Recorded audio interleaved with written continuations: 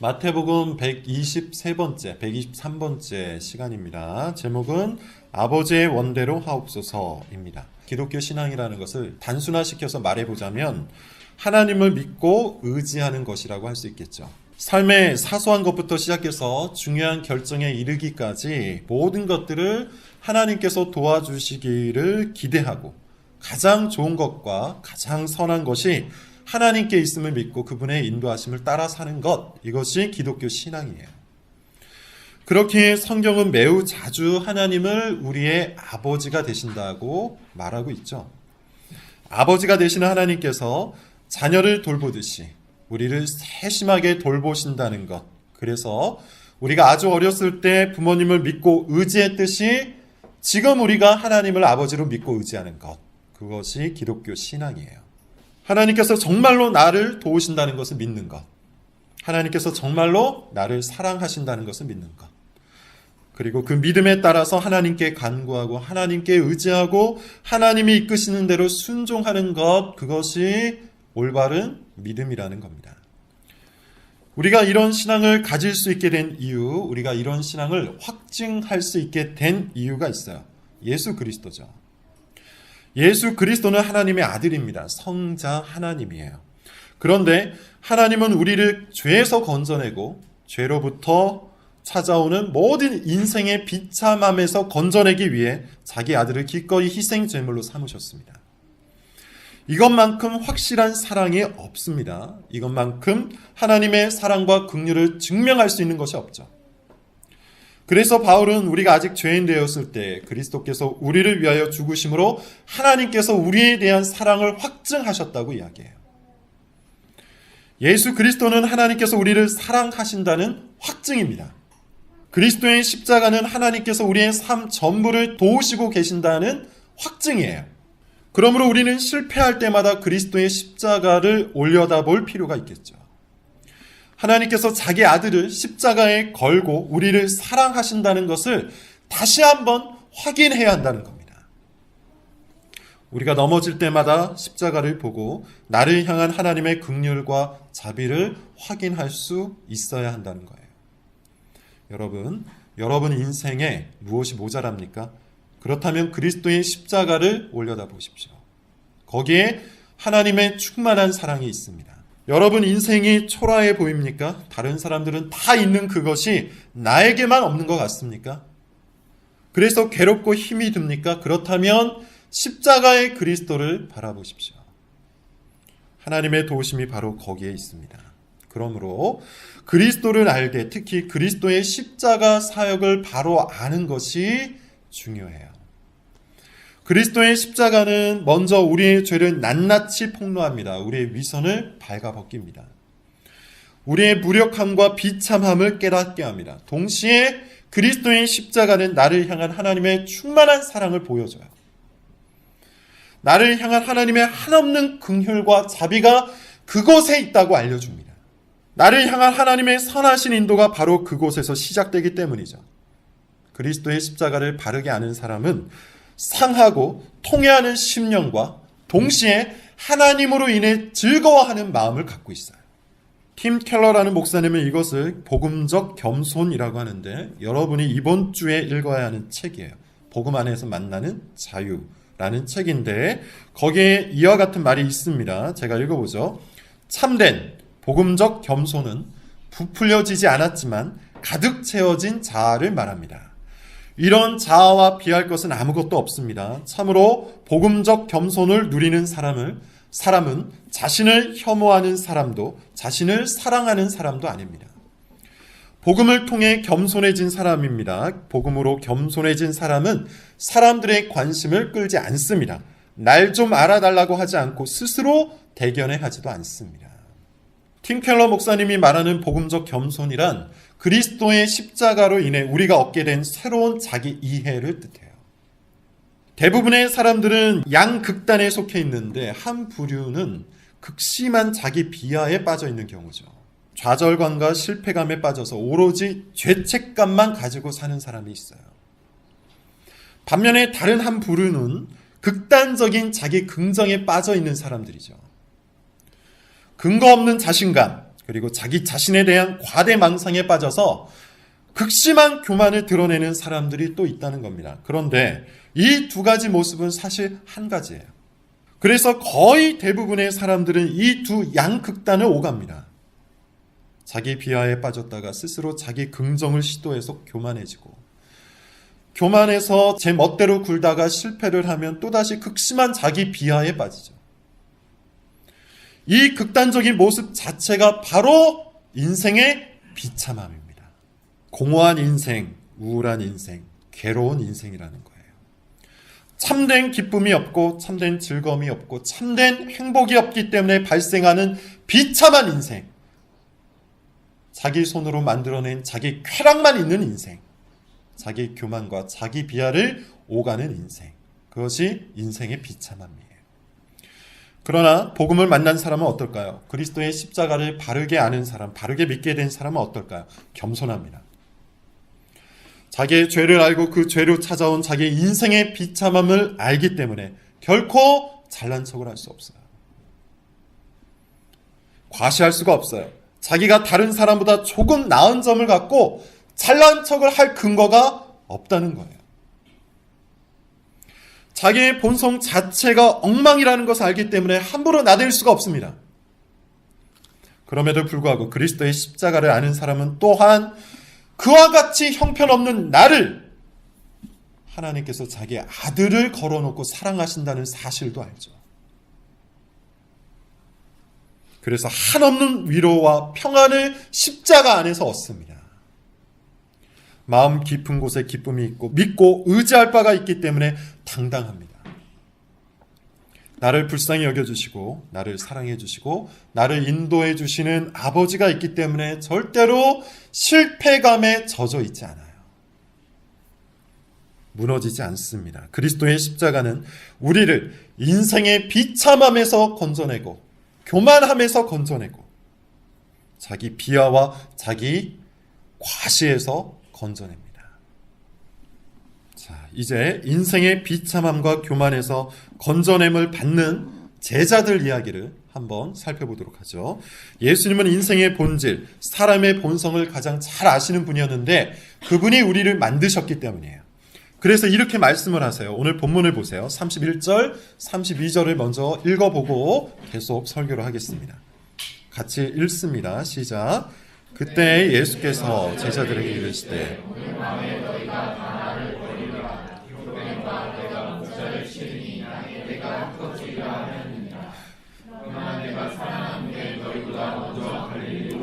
지난 본문부터 예수님은 아주 파격적인 말씀을 이어가시는데 지난번에는 너희 중에 나를 팔 자가 있다라고 하셨죠.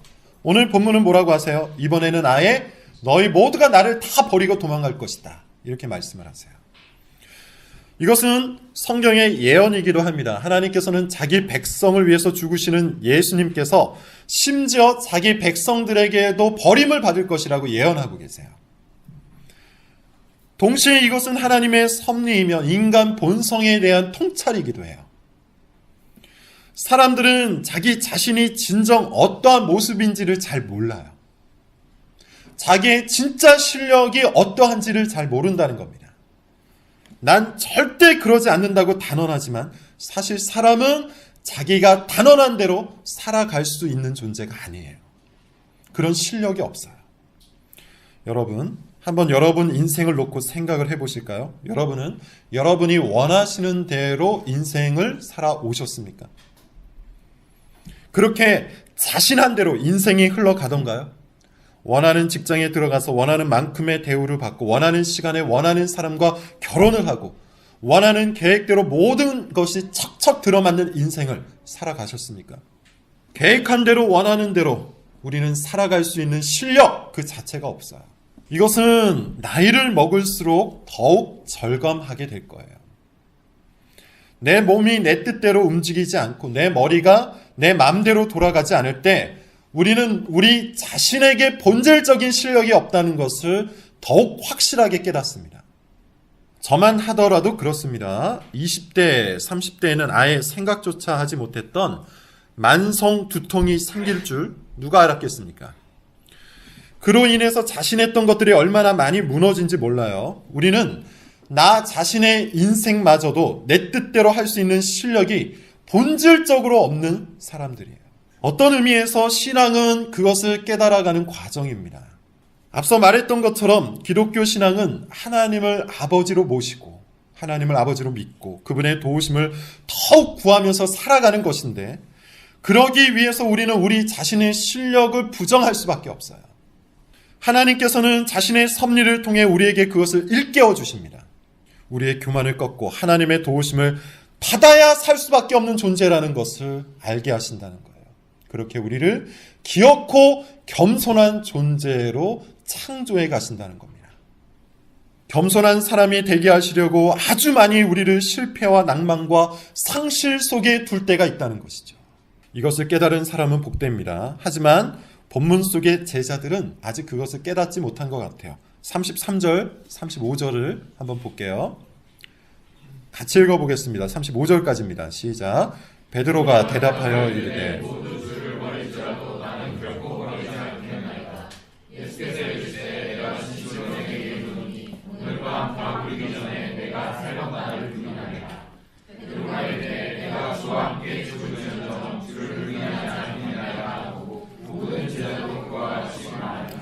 마태복음 설교를 계속해서 잘 들으신 분은 아마 이런 생각을 하실 수 있을 거예요. 야, 정말 지긋지긋하게도 믿지 않는다. 당시 제자들은 경험을 해야, 당해봐야 겨우겨우 믿는 아주 어린 신자들이었어요. 예수님이 하신 말씀을 있는 그대로 처음부터 믿은 적이 없습니다. 이번에도 마찬가지예요. 헛된 자신감을 드러내죠. 베드로가 먼저 이렇게 말해요. 다 버려도 저는 끝까지 주님을 따르겠습니다. 결기 있는 말이기는 한데 우리는 이미 결과를 알고 있어요. 베드로는 자기 말을 지킬 수 있는 실력이 없었습니다. 예수님은 그것을 알고 계셨어요. 닭이 울기 전에 3번이나 예수님을 부인할 것이라고 예언을 하셨습니다. 근데 베드로는 받아들이지 않았죠. 죽어도 부인하지 않을 것이라고 했고 다른 제자들도 똑같이 말했어요. 우리는 여기서 사람의 자신감이라는 것이 사실 모두 교만함에서 나온다는 사실을 배울 수 있어야 돼요. 나는 그렇게 할 수 있는 사람이라는 생각부터 이미 교만함이에요. 헛된 자신감이에요. 이것은 복음으로 인해 생겨나는 자신감과는 완전히 다릅니다. 복음으로 인해 생기는 자신감은 나는 할 수 있다가 아니에요. 하나님께서 나를 도우신다예요. 복음으로 인해 생겨나는 경건한 자신감을 가지고 있는 사람은 그래서 기도를 하죠. 나는 할 수 있다가 아니라 하나님이 나를 도우신다. 이것을 믿기 때문에 기도를 해요. 간구를 해요. 온갖 좋은 것과 모든 도움이 하나님께 있다는 것을 참으로 알기 때문에 늘 주님 앞에 나아가서 도움을 구합니다. 하나님이 나를 사랑하시고 하나님이 나를 도우시고 하나님이 나를 선하게 인도하신다는 것을 믿기 때문에 인생의 공경을 만날 때마다, 인생의 비참함에 빠질 때마다 하나님 앞에 기도하면서 경건한 자신감을 갖고 살아가요. 그게 신자의 자신감입니다. 그러면서도 동시에 겸손하죠. 자기 실력을 믿지 않아요. 자기 지식도 믿지 않아요. 자기 경력도 믿지 않고 나는 할 수 없으나 나를 도우시는 하나님이 나의 아버지라는 믿음을 갖고 살아가요. 반면에 교만에서 나오는 자신감은 베드로나 다른 제자들처럼 자기를 믿는 자신감이에요. 베드로가 뭐라고 하죠? 다른 사람들은 다 배신해도 나는 끝까지 주님을 따르겠습니다. 자기는 그런 사람이라는 거예요.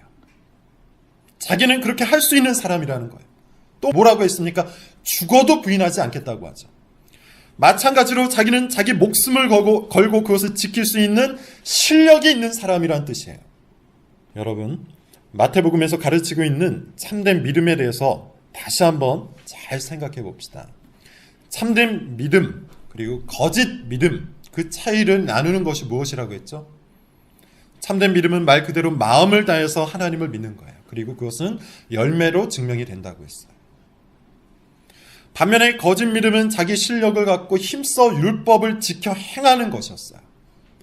그런데 사실 사람에게는 율법을 지킬 수 있는 실력이 없기 때문에 이 사람은 율법을 지키기 위해 항상 무엇이 필요했습니까? 사람들의 인정과 평판이 필요했어요. 자기 내면으로부터 우러나올 수 있는 실력이 없기에, 하나님 앞에서 살아가는 실력이 없기에 위선자들은 항상 다른 사람들에게 보이려고 율법을 지켰다는 거예요. 이것이 바로 위선이라고 했죠. 참된 믿음은 우리에게 실력이 없음을 전심으로 인정하는 겁니다. 그리고 오직 능력이 하나님께 있음을 알고 그분께 또한 전심으로 매달리는 거예요. 도우심을 간구하고 말씀하신 대로 행하고 이끄시는 대로 따라가는 것, 그것이 믿음이에요. 그래서 참된 믿음에 있어 아주 중요한 특징을 뭐라고 했습니까? 자기 부인이라고 했죠. 나 자신을 부인하는 것, 나 자신의 의와 선을 부인하는 것, 나 자신의 실력을 부인하는 것, 그것이 참된 믿음의 열매입니다. 참된 믿음의 또 다른 특징이 있었어요. 나 자신을 부인할 뿐만 아니라 그리스도께 헌신하는 것이죠.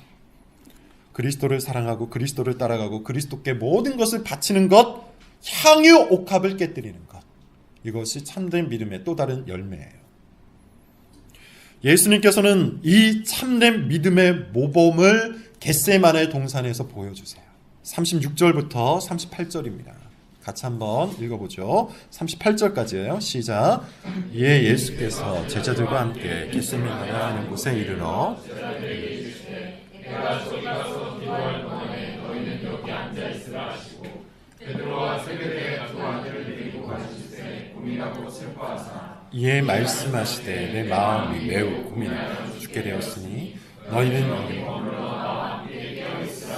어찌 보면 굉장히 놀라운 말씀이죠. 예수님은 하나님의 아들이고 그분 자신이 삼위 하나님이세요. 그럼에도 불구하고 본문을 보면 어떤 표현이 있습니까? 고민하고 슬퍼하셨다고 해요. 심지어 38절을 보면요, 이렇게 표현하기까지 합니다. 내 마음이 매우 고민하여 죽게 되었다. 죽을 만큼 고민스럽다는 뜻입니다. 여기서 우리는 예수님께서 완전한 사람이라는 것을 발견할 수 있죠. 사람들은 종종 예수님을 사람의 껍데기를 입고 계신 신적 존재라고 생각해요. 그래서 아무런 고통도 없고 아무런 고민도 없었다라고 생각합니다. 마치 기계와 로봇처럼 예수님을 생각하는 거죠. 그런데 그렇지 않습니다. 우리는 고백하기를 예수님이 완전한 사람이요 완전한 하나님으로 이 땅에 오셨다고 믿어요. 지금 이 구절은 예수님이 사람의 심성을 갖고 계신다는 것을 증명하죠. 자, 교리적인 이 이야기는 나중에 등록교인 문답에서 배우고 여기서는 문맥에 좀 더 집중을 해보겠습니다. 지금 이 본문은 제자들의 헛된 자신감과 예수님의 고민이 대조되어 나오고 있는 본문이죠. 앞부분에서는 제자들의 헛된 자신감을 이야기했고요. 지금 이 본문에서는 예수님의 고민, 예수님의 슬픔, 예수님의 연약함, 사람의 연약한 심성이 대조되어서 나오고 있어요. 이것이 놀라운 겁니다. 한번 잘 묵상해 보십시오. 그러면 아주 커다란 통찰력과 신앙적인 울림을 경험할 거예요. 다시 한번 여러분들에게 물어보죠. 여러분 신앙이 뭡니까? 기독교 신앙이 뭐죠? 참된 믿음이 뭡니까? 제자들처럼 자기 자신의 기초한 자신감을 갖고 결기 있게 살아가는 것, 그것이 믿음일까요? 그저 새로운 결심과 결단을 갖고 교회 생활을 열심히 하면 되는 걸까요?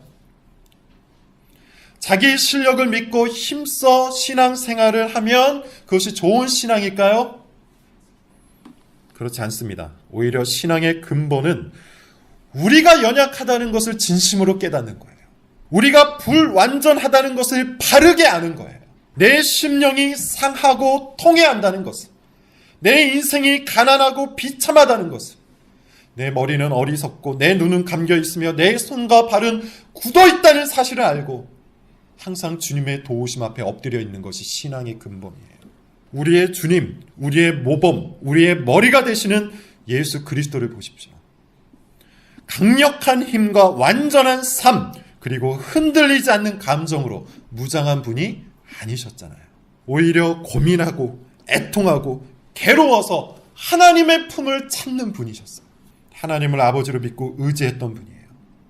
하나님께 엎드렸던 분이고 힘드셔서 저 못난 제자들에게 같이 기도하자고 애원하셨던 분이셨어요. 여러분, 참된 신앙인은 결기에 차 있거나 헛된 자신감에 사로잡혀 있지 않습니다. 자기가 이루어낸 일을 근거로 목에 힘을 주지 않습니다. 자기가 가지고 있는 경력을 자랑하지도 않습니다. 참된 신앙인은 오히려 나약합니다. 나약함을 알고 나약함을 드러냅니다.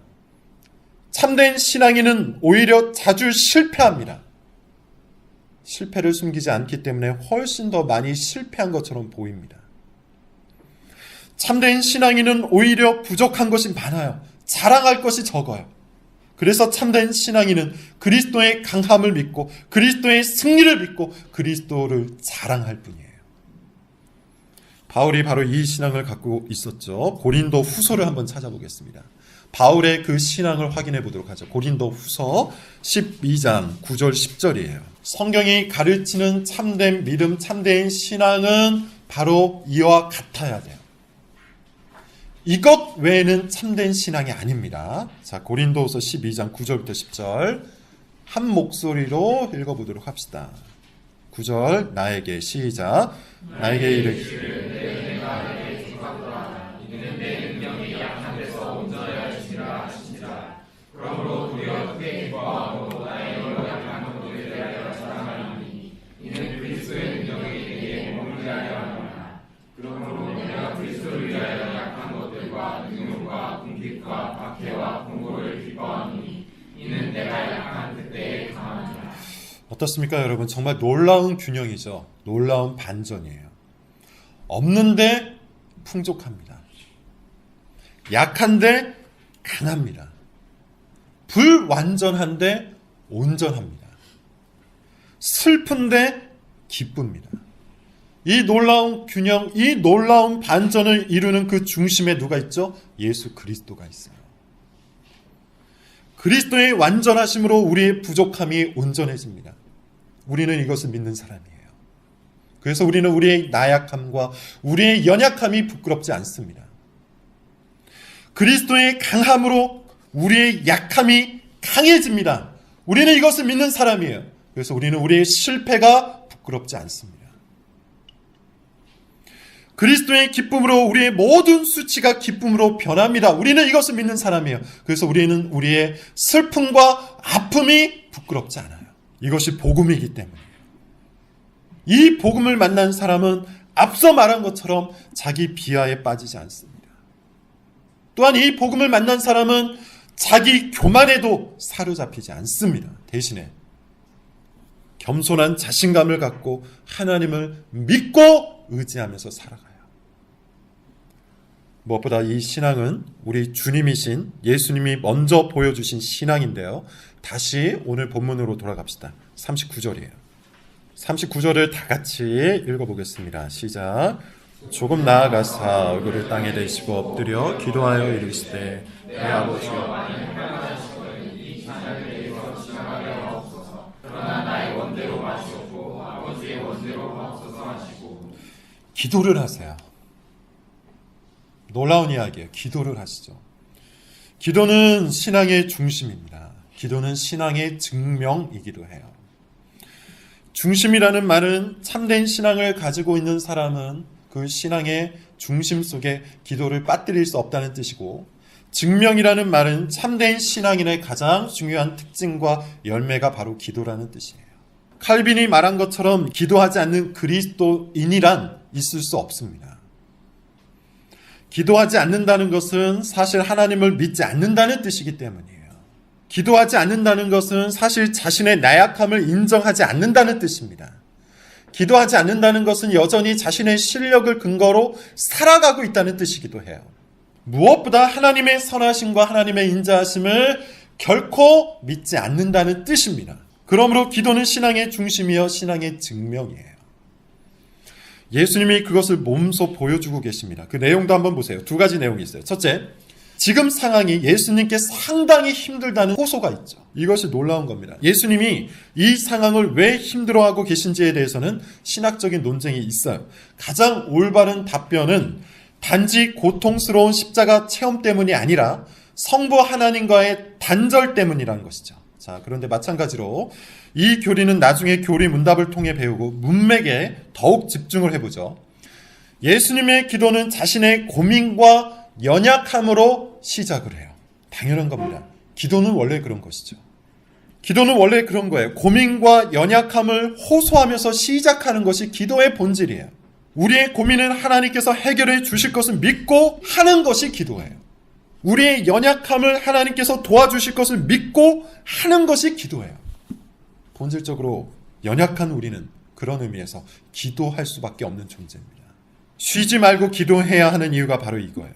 둘째, 예수님의 기도는 거기에서 끝나지 않고 하나님 아버지의 뜻대로 되기를 구하시죠. 이것도 마찬가지인데 하나님 아버지의 도우심과 선하심을 믿는 사람이라면 하나님의 뜻대로 되기를 구할 수밖에 없어요. 왜 그럴까요? 하나님의 뜻대로 되는 것이 항상 선한 것이고 하나님의 뜻대로 되는 것이 항상 우리에게 유익한 것이기 때문이에요. 그것을 믿는 사람은 그렇게 기도할 수밖에 없어요. 그런데 이것을 받아들이는 것이 쉬운 것은 아니죠. 우리는 지금 당장 내가 원하는 대로 되기를 원하잖아요. 우리는 믿음이 연약하기 때문에 하나님의 뜻이 선하고 하나님의 뜻이 유익하다는 것을 빠르게 받아들일 수 있는 신앙이 없습니다. 그럴 때는 어떻게 해야 합니까? 예수님의 모범을 따르자면 계속해서 기도해야 돼요. 내 마음이 하나님의 뜻에 굴복될 때까지, 내 마음이 하나님의 뜻으로 인해서 기뻐질 때까지 우리는 계속해서 기도해야 해요. 실제로 예수님도 그렇게 하셨어요. 자, 44절을 한번 보세요. 같이 읽어봅시다. 44절 시작. 몇 번이나 기도하십니까? 3번이나 기도하셨어요. 내 마음이 하나님의 뜻으로 기뻐질 때까지 우리는 반복해서 기도해야 합니다. 예수님이 3번이나 기도하셨다면 우리는 몇 번이나 기도해야 될까요? 반면에 자신만만했던 제자들은 지금 어떤 모습입니까? 40절을 같이 한번 읽어보죠. 시작. 제자들에게 오사 그 자는 것을 보시고 베드로에게 말씀하시되 너희가 나와 함께한 시간도. 우리는 이 제자들의 모습을 보면서 도대체 우리는 무엇을 근거로 그런 헛된 자신감을 갖고 있는지 의문을 던져볼 수 있어야 돼요. 방금 전에 베드로와 제자들이 뭐라고 했죠? 나는 절대로 그렇게 하지 않을 겁니다. 나는 죽어도 주님을 따르겠습니다. 이렇게 말을 했어요. 그런데 정작 예수님이 심히 고민되어 죽을 것 같으니 나를 위해 기도해달라고 부탁을 했을 때 이들이 어떻게 합니까? 바로 잠을 자버리죠. 이것은 인간의 한계와 본성을 보여주는 겁니다. 사람들은 한계가 있어요. 마음에 원이 있어도 마음으로 하고 싶어도 그것을 감당할 만한 능력이 없을 때가 참 많다는 겁니다. 하나님께서 우리의 육체를 일부러 그렇게 만들어 놓으신 것이죠. 우리의 한계를 깨닫고 하나님께 와서 간구하고 하나님의 도움을 받으라고 일부러 우리의 육신을 연약하게 만드신 거예요. 그럼에도 불구하고 우리의 본성은 어떻습니까? 우리의 육신은 날로 쇠약해져 감에도 불구하고 우리의 본성은 계속해서 교만해져 가는 것. 그것이 죄인의 특징이에요. 마치 내가 모든 것을 다 할 수 있는 것처럼 굽니다. 마음먹은 대로 할 수 있고 계획한 대로 이룰 수 있고 노력한 대로 받을 수 있다고 확신을 하면서 살아가요. 그것이 큰 죄인지도 모른 채, 그것이 엄청난 교만인지도 모른 채, 하나님이 미워하시는 마음인지도 모른 채 그렇게 살아갑니다. 이것은 신앙이 아니죠. 말씀을 맺겠습니다. 여러분, 참된 믿음이 무엇인지 설교를 통해 치열하게 고민할 수 있기를 바랍니다. 자기 믿음에 대해 자신감을 갖고 있다는 것 자체가 믿음이 아니에요. 자기 체험이나 자기 실력에 자신감을 갖고 있다는 것 자체가 참된 믿음이 아닙니다. 이것은 확신과 다른 이야기예요. 그것이 매우 신령한 체험이라 할지라도, 그것이 매우 올바른 신학과 교리라 할지라도 그것을 자기 실력으로 믿고 자신감을 갖고 있다면 그것은 확신이 아니라 교만이에요. 본인은 모르겠지만 그것은 가장 어리되 어린 신앙이요, 제자와 같은 신앙일 뿐이에요. 신앙 체험이 있고 오랜 시간 힘을 기울여서 신앙과 교리를 공부했고 주변의 다른 사람보다 뭔가 더 많은 분별력을 갖고 있으므로 나는 정말 제대로 된 성도다, 이렇게 스스로를 판단하는 순간 그는 신앙에서 미끄러진 겁니다. 정말 신앙 체험이 있고 정말 올바른 신학을 알고 있고 정말 참된 분별력을 소유하고 있다면 그 사람은 자기의 나약함을 더 깊이 알고 하나님의 능력을 더 많이 사모할 거예요. 바울처럼 나는 죄인 중에 괴수라, 이와 같은 고백을 절로 하게 될 거예요. 기도가 많아지고 깊어질 겁니다. 남의 연약함을 딛고 자신의 우월함을 느끼기보다는 남의 연약함 속에서 자신의 연약함을 보고 긍휼함을 느낄 거예요. 죽을 것 같은 고민과 근심을 들고 아버지의 품을 찾을 것이며 마음을 다해서 아버지의 뜻을 사랑하기까지 반복해서 기도할 겁니다. 참된 신앙은 그리스도의 십자가를 올려다보고 거기에서 평안과 위로와 기쁨과 안전을 얻는 거예요. 그리고 하나님의 아버지 되신 사랑에 자기 자신을 내맡기는 겁니다. 그것만이 참된 신앙이에요. 이것 외에 다른 모든 것들은 참된 신앙이 아닙니다. 다시 한번 부탁을 드리건대 여러분, 참된 믿음이 무엇인지 오늘 설교를 통해 치열하게 고민할 수 있기를 바랍니다. 성령께서 여러분 가운데 참된 믿음을 주시기를 바랍니다. 기도하겠습니다.